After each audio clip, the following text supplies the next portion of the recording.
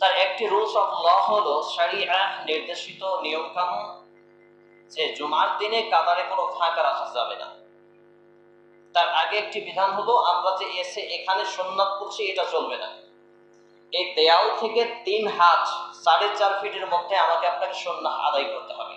এই যে এটা গ্যাপিং, এই গ্যাপিং এ হয় আপনাকে সূত্রা দিতে হবে, নইলে আগে গিয়ে সুন্নাত করতে হবে। সহিহ বুখারী কিতাবুস সালাহ হাদিস নাম্বার 506।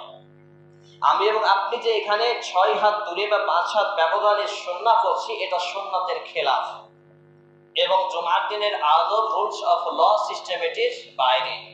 অতএব এইটা লক্ষ্য রাখতে হবে যে 3 হাতের মধ্যে যে কোনো সময় আমি যখন সুন্নাহ আদায় করব বা ফরজ আদায় করব, যদিও ফরজের ক্ষেত্রে ইমামই হচ্ছে সমস্ত মুক্তাদের, সুতরাং সেই সূত্রে যখন আমি একাকী সালাহ আদায় করব তখন লক্ষ্য রাখবো দেয়াল বা কোনো মানুষ তাকে সূত্রা বানিয়ে বা কোনো একটা কিছু রেখে তারপর সেখান থেকে 3 হাত ব্যবধান রাখা। তাহলে হাদিসটি রয়েছে সহিহ বুখারী কিতাবুস সালাহ হাদিস নাম্বার 506। এবারে চলে আসি জুমার দিনের আরেকটি রুলস অফ ল হচ্ছে যে আপনি এবং আরেকজন মুসল্লি পরস্পরে কথোপকথন করতে পারবেন না। কেউ পাশে যদি একটা বাচ্চা ছেলে দুষ্টামি করে তাকে চুপ থাকো এই শব্দটিও বলতে পারবেন না। যদি বলেন সারা দিনের যা নেকি হতো আপনি একটাও পাবেন না। নাউযুবিল্লাহি মিন যালিক। বোঝাতে পারছি?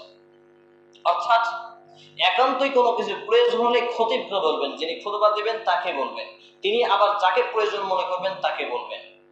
তারপরে এই যে মাইকের সিস্টেম এটি, তারপর আপনাদের বিভিন্ন যে সমস্যা, এইগুলো জমার আগে 1 ঘন্টা আগে এসে দেখে নেবেন কোনটা কি সিস্টেম ঠিক আছে, কোনটা নেই, কোথায় ফ্যান লাগবে, কোথায় আপনার মাইকের সাউন্ড কম আছে বেশি আছে, আগে এসে। এই জন্য মসজিদে মুতাআল্লিম প্রয়োজন, মসজিদের দায়িত্বশীল প্রয়োজন। তারপরে একজন চ্যাংড়া ভাই একবারে কচি কাঁচা, তারপরে তিনি আজান দিতে গিয়ে আজান ছেড়ে পালিয়ে গেল। যদি ভয় থাকে আজান না হয় তাহলে জুমার দিনের জন্য আজানের জন্য সেই ব্যক্তিকে নির্বাচন করুন যেই ব্যক্তি আজান সুন্দরভাবে সাবলীল সুরিত কণ্ঠে দিতে পারে, অন্ততপক্ষে উচ্চারণগুলো শুদ্ধ হয়। এই বিষয়গুলো অবশ্যই লক্ষ্য রাখতে হবে আমাদের।